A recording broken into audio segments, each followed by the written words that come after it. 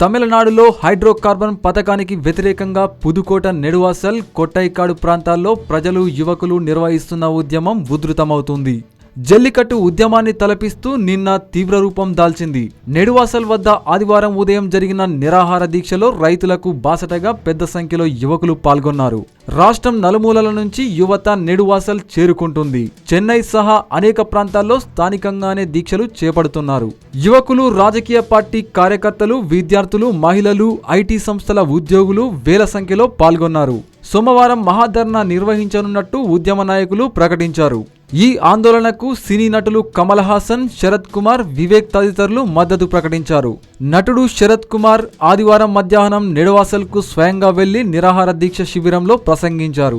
పుదుకోట జిల్లా నెడువాసల్ పరిసర గ్రామాల్లో హైడ్రోకార్బన్ పథకం కింద కర్బన వాయువులు వెలికి తీయడానికి కేంద్ర ప్రభుత్వం ఈ నెల 14న అనుమతిని జారీ చేసింది. ఈ నిర్ణయాన్ని వ్యతిరేకిస్తూ వడకాడు, నెడువాసల్, కొట్టైకాడు, వాకనకాడు, కరుక్కారుచ్చి తదితర గ్రామాలకు చెందిన ప్రజలు గత వారం రోజులుగా ధర్నాలు, రాస్తారోకాలు తదితర ఆందోళనలు నిర్వహిస్తున్నారు.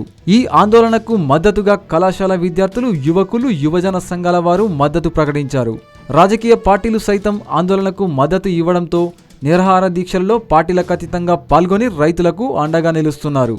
అయితే ఈ ఆందోళనలో పాల్గొన్న 50 మందిని అరెస్టు చేయడం జరిగింది. మార్చి 1న ఆందోళనకారులు సీఎం పళనిస్వామితో చర్చిస్తారని సమాచారం.